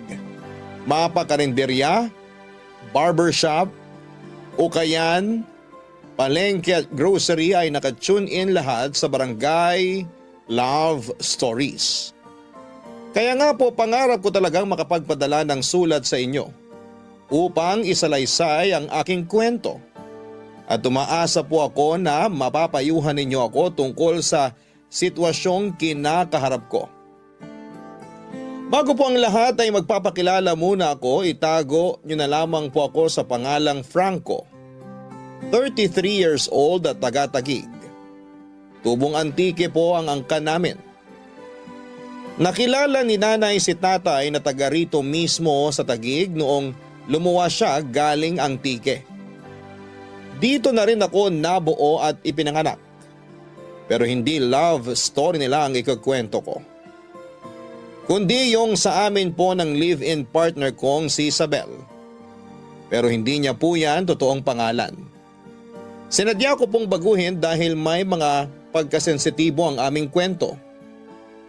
Nakikiusap po ako na sana'y lawakan ng mga kabarangay natin ang kanilang mga pangunawa. Nagkakilala po kami na Isabel noong minsan akong bumili ng pandesal sa pinagtatrabahuhan niyang panederya sa lugar namin na kabubukas lamang noong araw na yon. Natatandaan ko pa kung paano ako naglaway sa kaseksihan niya noong nakita ko yung malaman niyang puwetan at matambok na hinaharap. Hapit na hapit kasi ang suot niya noon, para bang nang-aakit. At dahil likas sa akin ang pagiging matinik sa mga babae, nagpakita po kaagad ako ng interes kay Isabel. Hindi lang isa o dalawang beses sa isang linggo kung bumili ako ng pandesal sa bakery nila, para lamang po masilayan siya. Hindi nagtagal ay hiningi ko ang cellphone number niya na hindi naman niya ipinagdamot sa akin. Nagsimula kaming magpalitan ng mensahe sa text at nagtawagan na rin papadudot.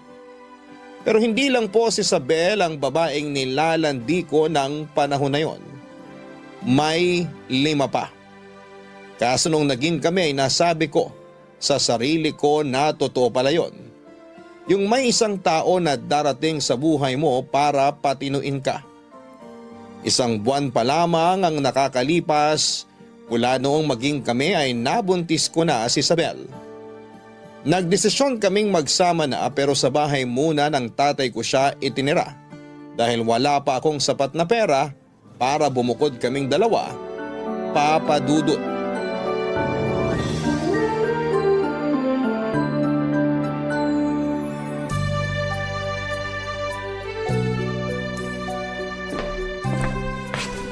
Franco anak, ito na yung kape mo. Yun, akin na ho. Salamat tay.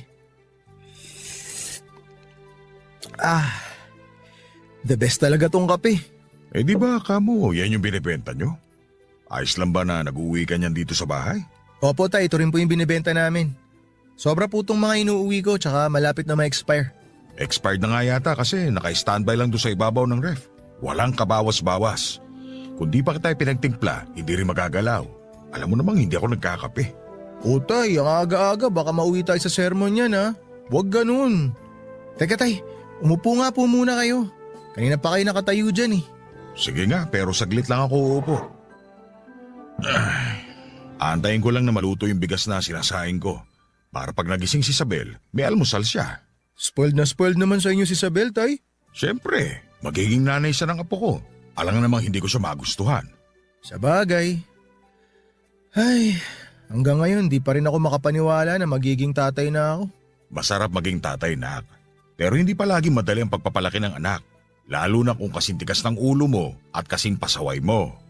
Sobra naman kayo mang real talk tay. Tagos sa buto ah. Awit. Totoo naman ang sinasabi ko. Napakasutil mo. Pasaway ka. Lagi ka nasasangkot dyan sa gulo sa kanto at nababarangay. Tapos bulakbol ka pa sa eskwelahan. Kaya hindi mo matapos-tapos yung kurso mo sa kolehiyo. Alam nyo naman pong wala sa loob ko yung pag-aaral di ba? Kung pinilit nyo ako noon, mag-aaksaya lang kayo ng pera. Kayo rin ang kawawa. Pero para sa'yo rin naman yun. Kung nakapagtapos ka, mas malawak sana ang mga trabaho na pwede mong pagpilian. Mas dadami yung oportunidad para sa'yo. Baka nakakalimutan mo, Franco, nasa Pilipinas tayo. Dito, para matanggap ka sa trabaho kahit hindi naman ganoon kataas ang sweldo, kailangan nakapagtapos ka pa rin. Tay, marami rin diyang college graduate na hindi naman napapakinabangan yung tinapos nila. Nasa diskarte pa rin kasi yan. Pakinabangan mo man o hindi, malaki pa rin ang lamang mo kung nakapagtapos ka. Hindi ka ba nakikinig? Tulad nga ng sinabi ko, mas maraming oportunidad ang bubukas para sa'yo. Tsaka anong diskarte pinagsasabi mo? Eh wala ka naman nun. Tay, sandali, sobra na kayo ah. Sakit na ng mga sinasabi niyo sa akin. Daig niyo pa si nanay. Wala na nanay mo kaya ako nang nakatokang manermon sa'yo. Oh, ano naman plano mo? Plano po saan? Sa buhay. Magkakaroon na kayo ng sariling pamilya ni Isabel. Magkakaanak na kayo. Hindi pwedeng habang buhay nagtitimpla ka ng kape doon sa tindahan ng kaibigan mo, Franco. Mag-isip ka ng paraan para magkaroon ng regular na trabaho at kumita ng disente. Hindi naman po illegal yung pagtitimpla at pagtitinda namin ng kape ah. Hindi nga, pero ang baba ng sweldo. Wala pang benepisyo. Mabuti sana kung sa'yo yung negosyo, kaso hindi. Talo ka. Ay, pwede ba tay? Huwag na muna natin pag-usapan yan. Hindi ko ma-enjoy itong kape na iniinom ko dahil sa sermon nyo eh. Ayaw masermonan pero wala namang ginagawa para umunlad ang buhay. O siya, babalikan ko na yung sinaing ko ron.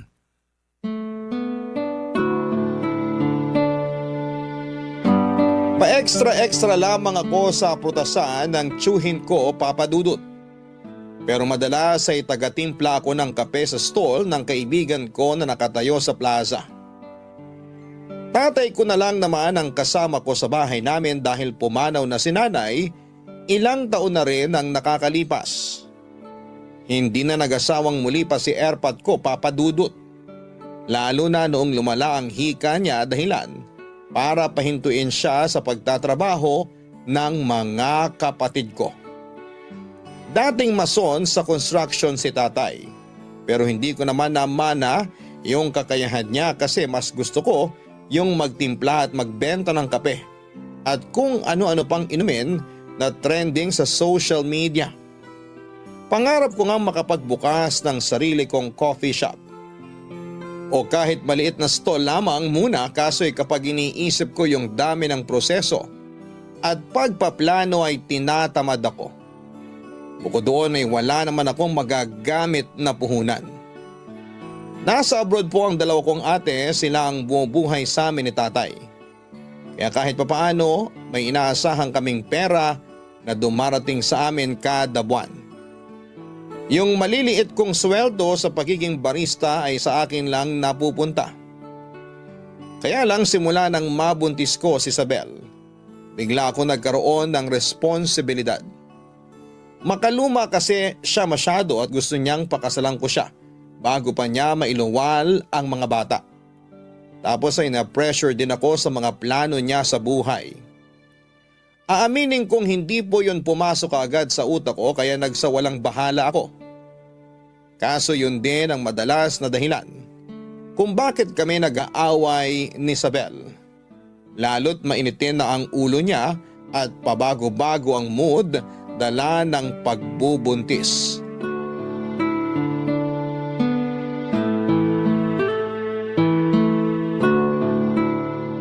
Ay, tanga naman eh. Oh, bobo. Pabuhat kang kumag ka. Dapat sa'yo kinukonyatan sa personal eh. Yung malutong at anli. Para lubog yung bungo mo.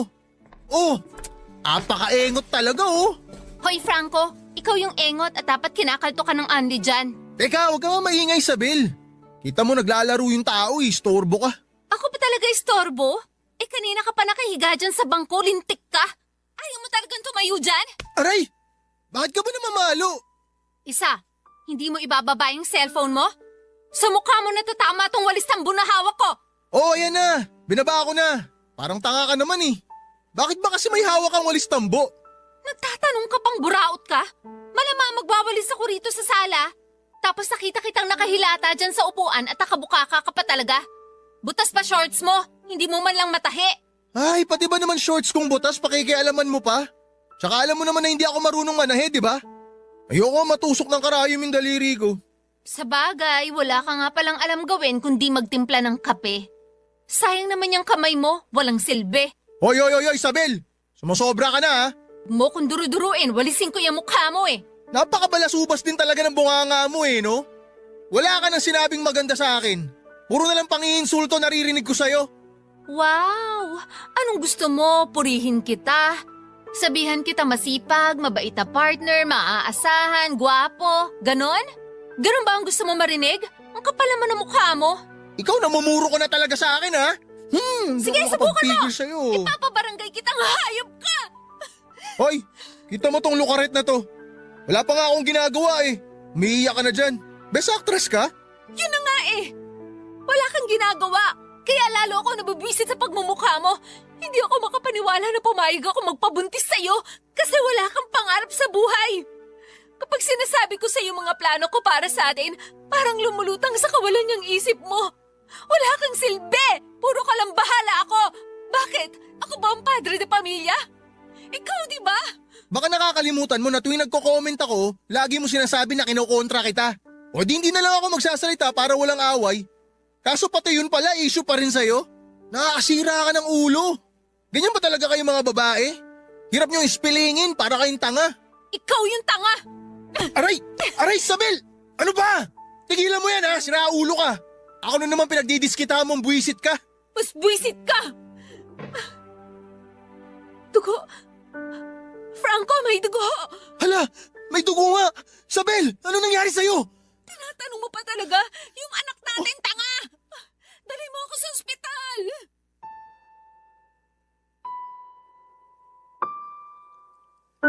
Nakunan po si Isabel, Papa Dudut. Nawala po yung baby namin sa isang iglap. Magkahalong lungkot at galit po ang nararamdaman ko para sa aking sarili. Naisip ko kung hindi ko sana siya pinatulan noong oras na yon, hindi mauuwi sa ganon ang lahat. Nakakatawang isipin na kung kailan wala na yung magiging anak namin ay saka ko biglang naisip na magpakatatay sa kanya. Pero paano ko pa yun magagawa kung wala na siya? Labis din pong dinamdam ni Isabel ang pagkawala ng anak namin, Papa Dudut. Naalala ko tuloy kung gaano siya ka-excited na maging nanay. Babad nga siya sa social media upang maghanap ng magandang pangalan para sa baby namin. Nanonood din siya ng kung ano-anong video mula sa mga nanay na vlogger para may ideya siya kahit papaano sakaling makapanganak na siya. Pareho kaming ulila na sa ina ni Isabel. May sarili na ring pamilya ang tatay niya. Laging kinakausap ni Isabel ang anak namin noong nasa tiyan niya pa ito. Na hindi niya ito pababayaan. Hindi siya magkukulang sa pagmamahal sa kanya. Kahit na wala siyang ehemplo kung paano maging isang ina. Kaya nga noong nakunan siya ay halos gumuho na ang mundo niya, Papa Dudut. Barangay Love Stories. Barangay Love Stories.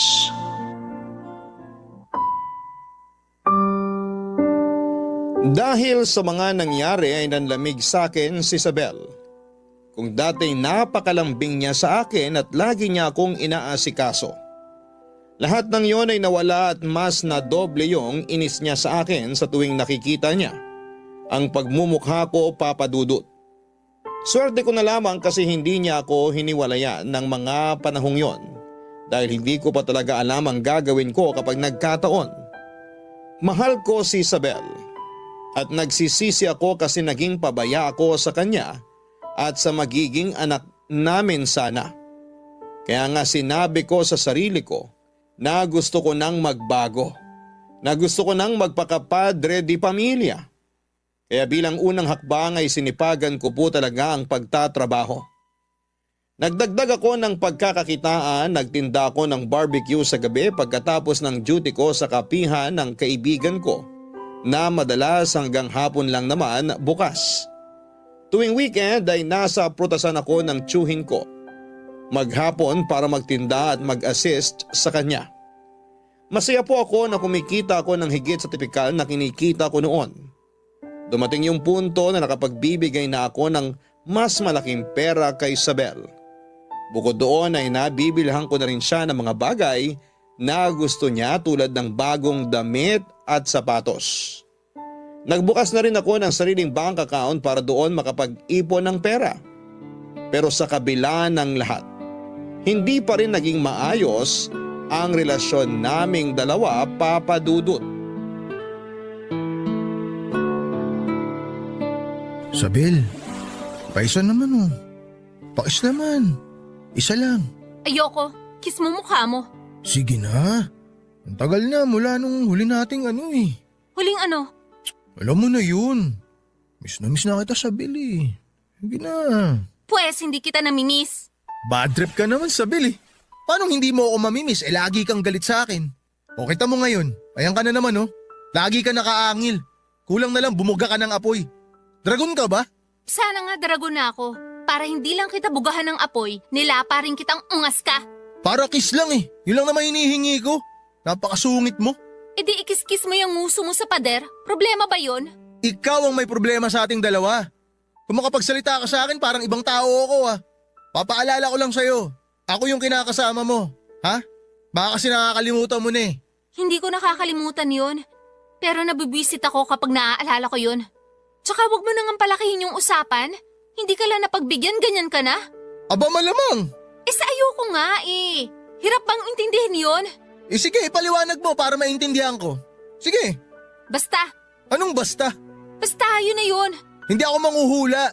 Ipaliwanag mo. Tuwing nakikita ko kasi yung mukha mo, naaalala ko yung anak ko. Ay, hanggang ngayon ba naman dinadahilan mo pa rin yung baby natin? Hoy, hindi ako nagdadahilan.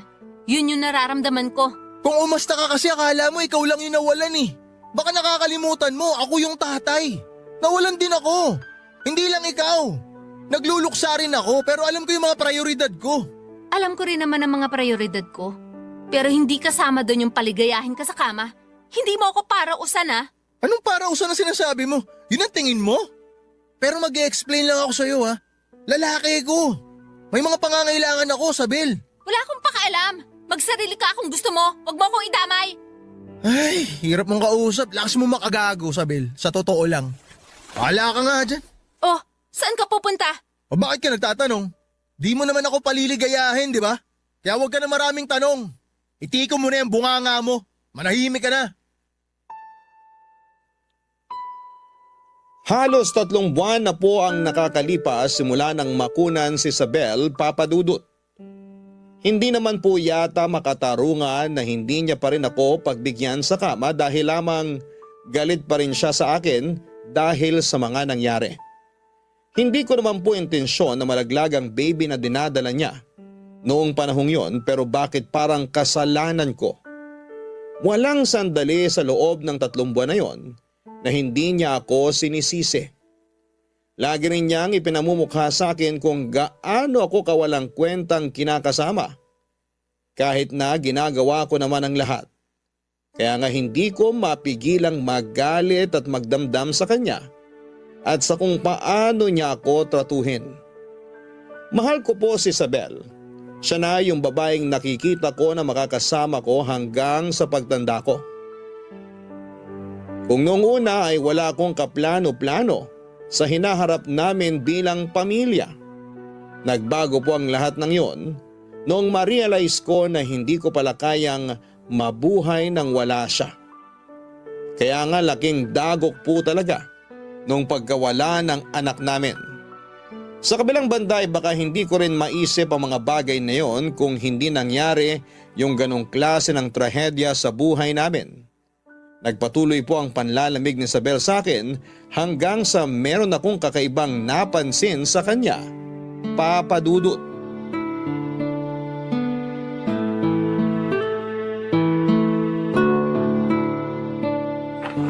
Ay, grabe. Amoy usok na ako. Di bali, maaga naman naubos yung mga paninda ko. Si Sabel ba yun? Oh, Sabel, Franco? anong ginagawa mo sa kwarto ni tatay? Wala. Anong wala? Pwede ba yun? Tsaka bakit ganyan kaiksi yung suot mo? Ngayon lang kita nakita nagsuot ng ganyan ah. Bakit? Masama na ba magsuot ng ganito? Wala akong sinasabing masama, pero Abel, sino yung kausap mo dyan? ako po, tay. Oh, Franco nak. Ikaw pala. Tay, ano pong ginagawa ni Sabel sa kwarto nyo? Tsaka bakit siya tumatawa paglabas niya? Ano pong tinatawanan niya? Ha? May kinuwento lang ako nakakatawa kay tatay. Tsaka kaya ako nasa loob ng kwarto. Kasi dinalhan ko siya ng gamot niya sa hika. Inaatake kasi siya kanina eh. Di ba, tay? Tay, totoo ba yon? Oo, tama si Isabel. Hindi ko na kasi kayang tumayo para maglakad kanina. Naiwas sa kusina yung gamot ko kaya tinawag ko siya para makisuyo. Inalalayan lang din niya ako habang nagne-nebulizer. Kaya nasa loob siya ng kwarto ko. Ayos ka na ba, Franco? Nasagot na ba yung paghihinala mo? Pati pagsusuot ko ng ganito pinakikialaman mo. Ano bang tinutukoy ni Isabel, nak? Wala po, tay. Nanibago lang ako. Ang iksi kasi ng suot ni Sabel eh. Bakit? Hindi mo ba nagustuhan? Siyempre, nagustuhan ko. Nag-dress talaga ako para sa'yo, Franco. Talaga? Wow! O paano? Tara na sa kusina? Kasi pinagluto kita ng paborito mong ulam. Kumain ka na at maligo.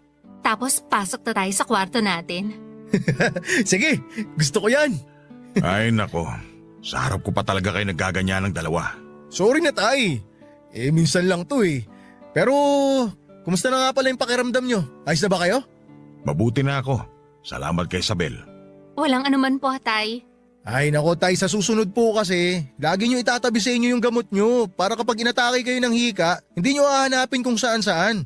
Buti na lang, to the rescue tong si Isabel. Kaya nga ang laki talaga ng pasasalamat ko kay Isabel.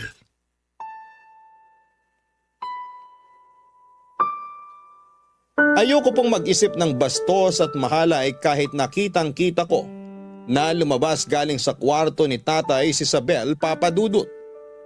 Kasi hindi tama yon. Gusto ko pong maniwala na lang sa sinabi nilang dalawa kahit na may parte sa puso ko na para bang gustong sumabog mula sa matinding panibugho.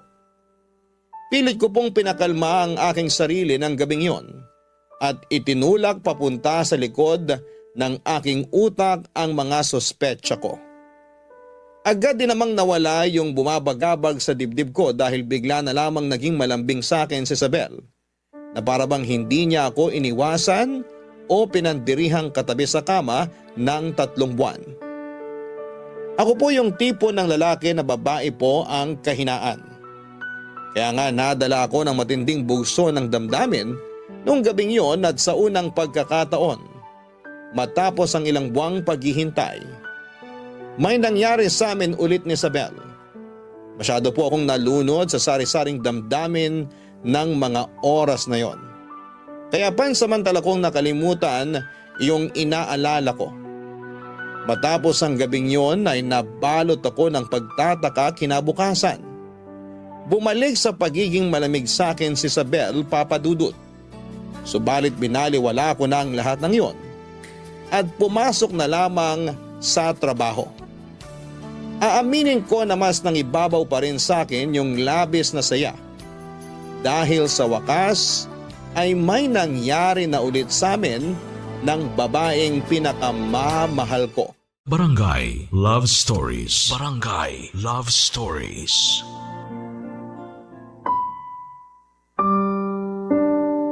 Mahal na mahal ko po ang tatay ko dahil mabait siyang tao, Papadudut.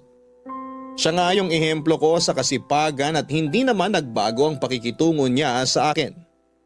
Kahit na naging bulak-bulak ako sa pag-aaral noon at naging pasaway ay malaking dagok din kasi yung pagkamatay ng nanay ko. Kaya nawala na ako ng gana para tumuloy sa kolehiyo. Hindi nagsawa si tatay sa pagpapayo sa akin kung gaano kahalaga ang magtapos ako ng pag-aaral. Pero hindi ko na po yun pinakinggan. Sa halip ay sinunod ko ang gusto ko. Buti bunso ako at may mga ate akong maaasahan, lalo na noong sunod-sunod na beses na nagkasakit si tatay at kinakailangan na niyang tumigil sa pagtatrabaho. Bago ko binahay sa amin si Isabel, madalas pong mag-isa ang tatay ko. Kung kani-kaninong tropa ko kasi ako nakikitulog, Papadudut. Aminin kong napabayaan ko siya ng husto. Dahilan para madalas akong sermonan ng mga ate ko tuwing tumatawag sila. Kung hindi ko lang din daw aalagaan si tatay ay mabuti pang magbanat na lamang ako ng buto kasama nila sa ibang bansa. Ayoko dahil hindi ko kayang mag-abroad. Baka mabaliw ako doon pag nagkataon. Kaya nga masaya si tatay noong itinara ko si Isabel sa bahay namin. Siya pa nga yung todo asikaso sa kinakasama ko. Pinagluluto niya si Isabel ng mga paborito nitong pagkain. Kaya giliw na giliw si Isabel sa kanya. Nung una natutuwa po ako kasi close sila. Pero habang tumatagal, hindi na maganda yung kutob ko. Sabayan pa nung insidenteng naabutan kong lumabas si Isabel mula sa kwarto ni tatay. Siyempre lalaki ako. Natural na makakaramdam ako ng kakaiba. Lalo na nga noong napansin kong mas naging malapit sila sa isa't isa. At matapos yung unang beses na nakita ko si Isabel na lumabas sa kwarto ni tatay ay muli pa yung nasundan ng marami pang beses. Kaso lahat yon ay nabibigyan nila ng palusot na sa huli ay pinapaniwalaan ko na lamang. Pero hindi talaga ako mapakali at para bang may nag-uudyok sa akin na mag-imbestiga sa kung anong klaseng kababalaghan ang posibleng ginagawa ng tatay ko at ng kinakasama ko. Isang araw may naisip akong paraan kung paano ko sila matsetsempuhan. Naging sobrang maingat ako para hindi maghinala sina Isabel at tatay. Hindi ako pumasok sa trabaho at nagtago lamang ako sa may likod bahay namin kung saan ay may bintana na nakatapat sa kwarto ng tatay ko. Kita ang anino ni tatay kahit na may nakatakip na kurtina sa bintana. Pag andun ka sa likod bahay, maririnig mo pa rin yung pagbukas at sara ng pinto ni tatay sa kwarto niya. Naghintay po ako ng ilang sandali. Nagulat na lamang ako nang may kumatok sa pintuan at pagkatapos ay narinig ko na lamang ang boses ni Isabel. Palihim ko po silang sinili para alamin kung anong ginagawa nila at gano'n na lamang ang gulat ko nang makita kong nakaupo si Isabel sa kandungan ni tatay habang nakikipaghalikan dito.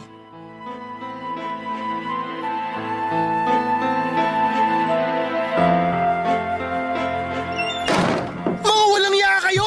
Franco, nak, magpapaliwanag ako. Franco, ano Hayop ba? kang matanda ka! Napakademonyo mo! Dapat sa'yo sinisipa sa mukha eh! Hoy, Franco, tatay mo yan! Baka mapatay mo! Walang iya yung matandang yan eh! Kaya dapat talaga ginugulpi ito eh! Franco, nak, huwag mo na ako suntukin. Hindi mo na sa tatay! Baka mapano pa siya! Lumayo ka nga sa kanya! Bitawan mo ako! Kapal na mukha mo, hawakan ako!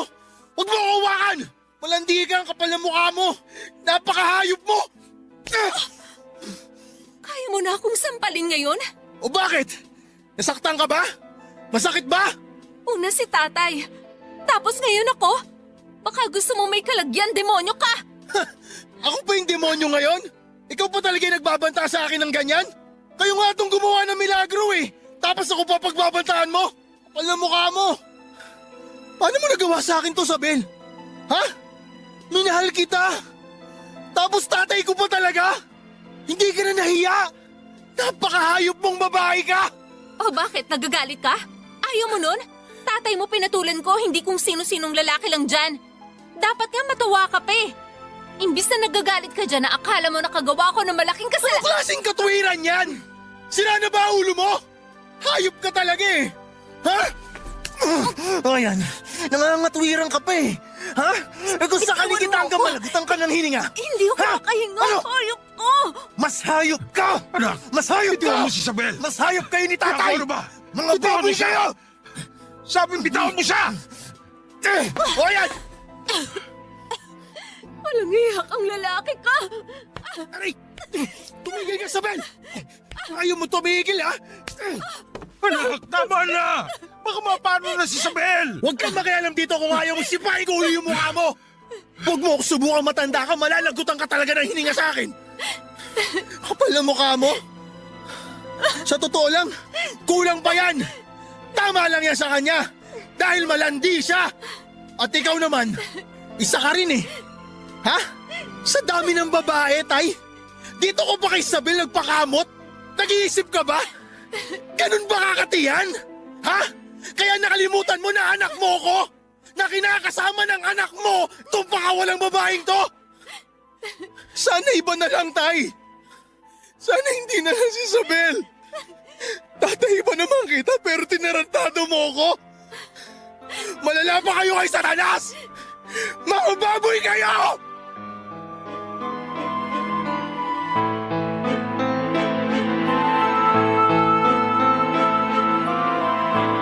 Galit na galit ako sa nasaksihan ko, Papa Dudut. Nawala po yung respeto ko sa tatay ko matapos kong malaman yung kanila ni Isabel, Papa Dudut. Diring-diri po ako sa nakita ko at kulang na lamang ay magdilim ang aking paningin at mapatay ko sila. Ang kapal na mukha niyang tawagin akong anak pagkatapos ng kababuyan nilang dalawa. Sa kabila ng lahat ay hindi ko na naitago yung matinding lungkot kasabay ng masidhing galit. Umiyak po ako at tinanong si Isabel kung bakit niya yon nagawa. Nang mga panahong yun ay bigla po siyang natauhan at panayang hingi ng tawad sa akin, Papa Dudut. Humingi rin po ng tawad sa akin ng tatay ko pero hindi ko po siya pinakinggan. Hindi niyo ako masisisi. Paano ko pa siya titignan sa mga mata matapos ang lahat? Pinagkatiwalaan ko siya, ginalang? Oo, hindi ako perpektong anak pero bakit naman niya ako ginanon? Wala na ba siyang konsensya? Paano niya naatim na taluhin ako? Hindi ko po talaga alam ang gagawin ko. Nagtatalo ang isip at puso ko at gusto kong hiwalayan si Isabel. Pero hindi ko magawa at mahal ko siya pero nasasaktan ako sa ginawa niya sa akin. Sa dami ng lalaki, bakit tatay ko pa? Sana pinaslang na lamang niya ako. Hindi pa rin po umalis sa bahay namin ang kinakasama ko dahil desidido siyang ayusin ang relasyon namin.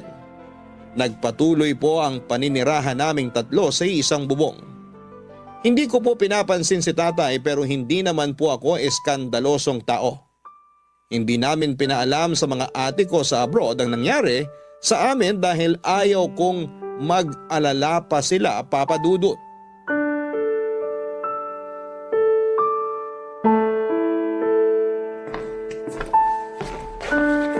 Franco, umiinom ka na naman? Nung isang gabi nagpakalasing ka rin. Nag-aalala ako. Baka mapano ka na sa ginagawa mo. Nakakapanibago ah. Bigla ka nag-aalala sa akin? Ha? Di ako sanay. Mas sanay ako na madalas mo kong kinaiinisan at tinatalakan. Alam ko naman yun. Kaya nga gusto kong humingi ng sorry sa mga nagawa ko. Na-realize ko na malaki yung pagkukulang ko sa'yo bilang kinakasama mo.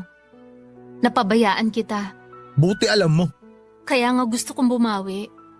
Yun kung bibigyan mo pa ako ng pagkakataon. Paano kita bibigyan pa ng pagkakataon? Sabi mo nga, paano pa kita ulit pagkakatiwalaan? Sige nga, ipaliwanag mo sa akin. Kasi sa totoo lang, natatakot na ako eh. Natatakot na ako kapag ganyang kakalambing sa akin. Kasi kapag ganyang kakaayos makitungo sa akin, ibig sabihin meron kang kademonyuhan na gagawin. Katulad na lang nung ginawa niyo ni tatay. Kaya paano mo ako mapapaniwala uli sa'yo? Paano uli ako magtitiwala sa'yo? Sabihin mo, ipaliwanag mo kasi nabobobo ko eh. Franco, huwag mong hayaan na masira ang pamilya natin dahil lang sa hindi mo na ako kayang pagkatiwalaan ulit. Isipin mo na lang yung pinagsamahan natin. Di ba mahal mo ako? Mahal na mahal kita, Sabel. Pero dinurog mo ako. Hinayaan mo na mawala yung pagmamahal ko na yun sa'yo. Kaya nga hayaan mo akong bumawi sa'yo. Hayaan mo akong punan yung mga pagkukulang ko sa'yo. Huwag kang matakot kasi wala namang mangyayari masama. Nag-usap na kami ni tatay. Kalilimutan na namin yung nangyari. Mamumuhay tayo na isang pamilya katulad ng dati. Sa'yo pa rin ako, kasi ikaw yung mahal ko. Kaya sana bigyan mo pa ako ng isang pagkakataon. Lalo na ngayon na madadagdagan na ulit ang pamilya natin. Ano? Ang pinagsasabi mo? Buntis ako, Franco. Magiging tatay ka na. Buntis ka? Oo. Hindi ako dinatnan kaya nagpiti ako. Tapos positive.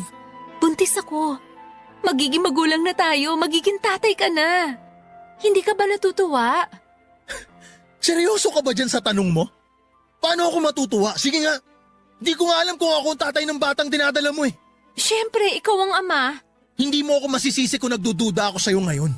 Hindi mo maitatanggi yung kalokohang ginawa niyo ng tatay ko. Alam mo tuwing naaalala ko yun, gustong sumabog ng buong pagkatao ko. Gustong sumabog ng puso ko sa matinding galit na nararamdaman nito. Napakahayop niyong dalawa. Pero mas hayop ka sa tatay ko. Naati mo nalawayan ng matandang may hika. Baka walang kwenta mo. Natukso lang naman ako pero hindi na yun mauulit. Nagkataon lang na hindi ko napigilan mapalapit sa tatay mo. Masyado kasi siyang maasikaso at mabait. Kaya nahulog ang loob ko sa kanya. Ikaw naman kasi, Kung hindi mo ko pinabayaan nun, hindi sana ako titingin sa iba. Hindi sana ako naakit sa tatay mo. Ayos ka rin no? Ako pa talaga may kasalanan? Kapal na mukha mo. Ano ba kasing kinagagalit mo? Tatay mo naman yun. Pamilya mo. Masyado mong pinapalaki yung maliit na bagay. Baka nakakalimutan mo. Ikaw ang may kasalanan kung bakit ako nakuna noon. O ngayon aarte ka pa ng ganyan. Hindi ka namang agrabyado rito. Kaya wag kang umastang biktima kasi nabubwisit na ako sa'yo. Ngayon, kung ayaw mong panagutan yung anak ko, di bahala ka sa buhay mo. Baka pag sinabi ko sa tatay mo na buntis niya ako, hindi yun magdalawang isip na ibahay ako at palayasin ka rito. Alalahanin mo, pulpul na anak ang tingin nun sa'yo. Kaya wag kang nagmamalaki sa akin.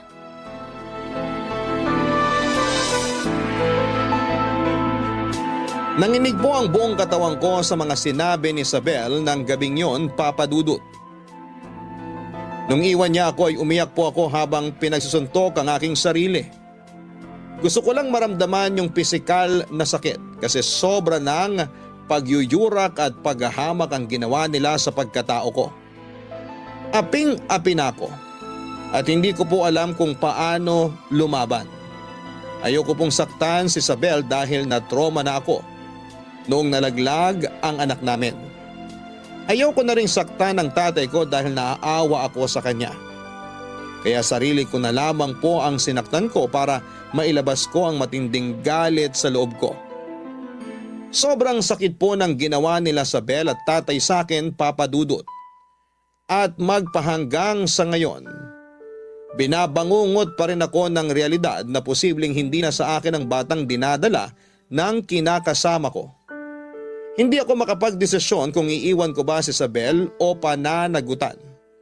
Ayoko maging pabayang tatay sa magiging anak ko pag nagkataon.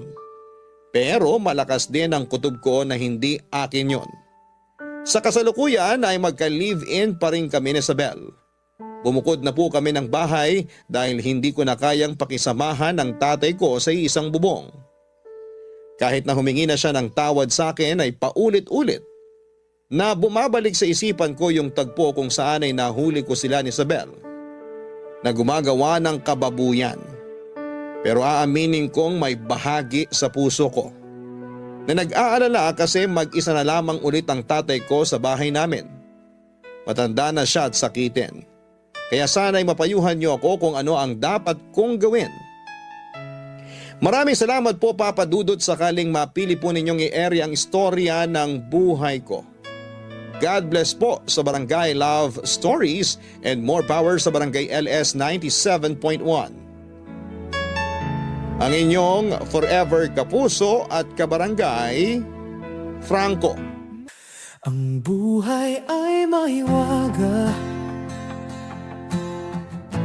laging may lungkot at saya.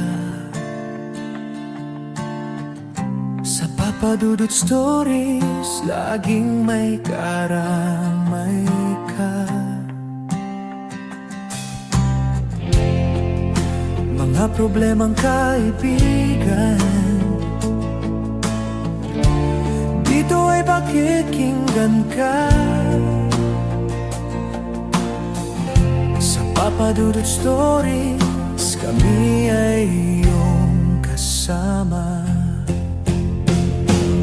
Dito sa Papa Dudut Stories, ikaw ay hindi nag-iisa.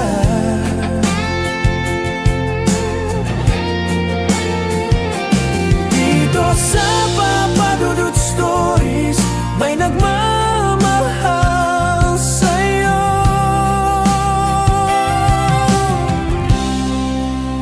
Papa Dudut Stories, Papa Dudut Stories, Papa Dudut Stories.